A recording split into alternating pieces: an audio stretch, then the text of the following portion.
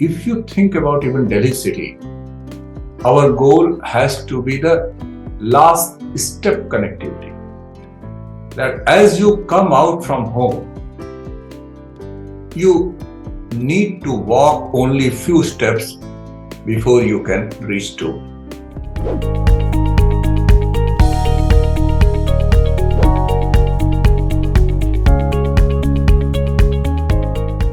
Our public transport needs to be expanded. It needs to reach the last mile, what we call last mile connectivity. So last mile connectivity is mostly used in reference to connecting the remotest part of the country.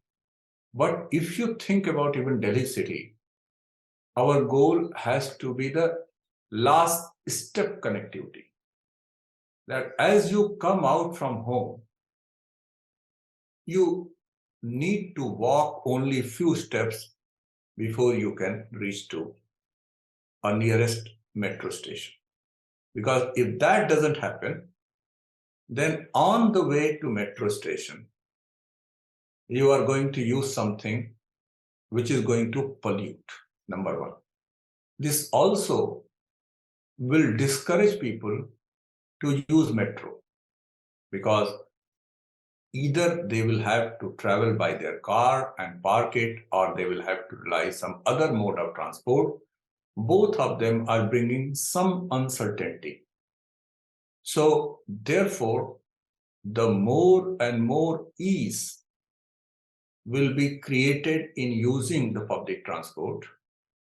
And as the public transport will be able to connect as close as nearby the every household or the neighborhood, the overall uses of public transport will increase.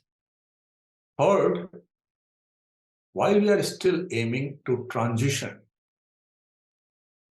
to e-vehicle, which we are aiming that maybe 15 years or 10 years down the line, everyone would be using or commuting through a car which is running on electricity.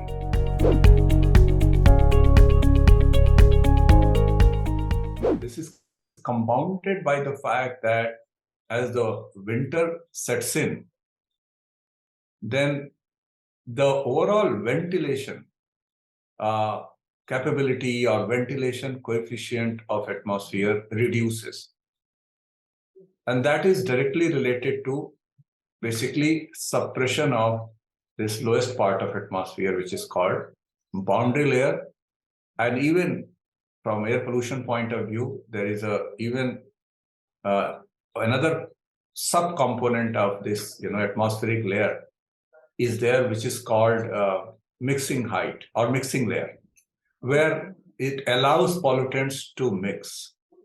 And as its height comes down, it basically kind of traps the pollutants. So these two are, you can say, are natural factors which are also very important in making air pollution a major problem for not only, let's say, Delhi NCR, but even as you go upstream to cities in Haryana and in Punjab, and you go downstream to Uttar Pradesh, Bihar, and so on.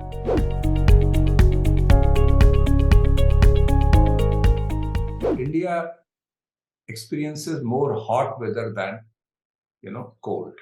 Right. So contrary to the Western houses, which are designed to protect people from cold or that whatever the cold winds can come inside, we are more designed to bring air inside so that normal temperature can be maintained. If the people do not have air conditioning, they do not have, even if you use cooler, etc., a good amount of time you like to open your window. And this ventilation determines the relationship between the pollution which is present outside and the indoor level of pollution.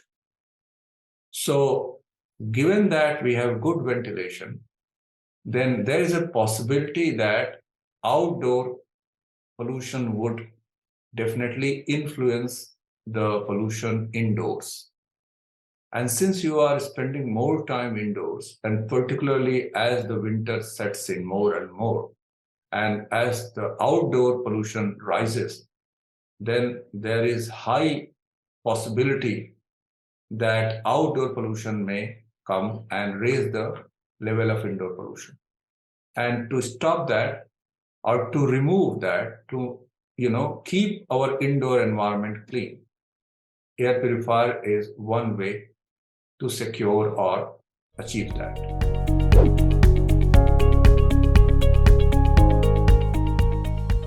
Now, stubble burning is really a significant source when that farmers in the western part of India, mainly I think Haryana, Punjab, and part of Uttar Pradesh, they try to clean their agriculture field for another crop.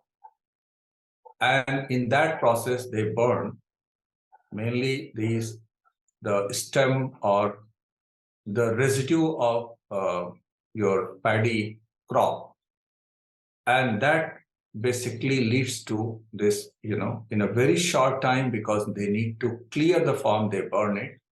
And that burning happens generally from end of September, but it peaks sometime around 20th to 25th October. And that is the time when there are other, weather-related factors which are also acting against the dispersion of pollutants. So that is basically a time when you have a large external factor, an external source just comes into the picture. But since you asked that whether there are other factors, there are other sources, definitely there are. And there is now gradually a lot more understanding has come about the sources which are present on ground.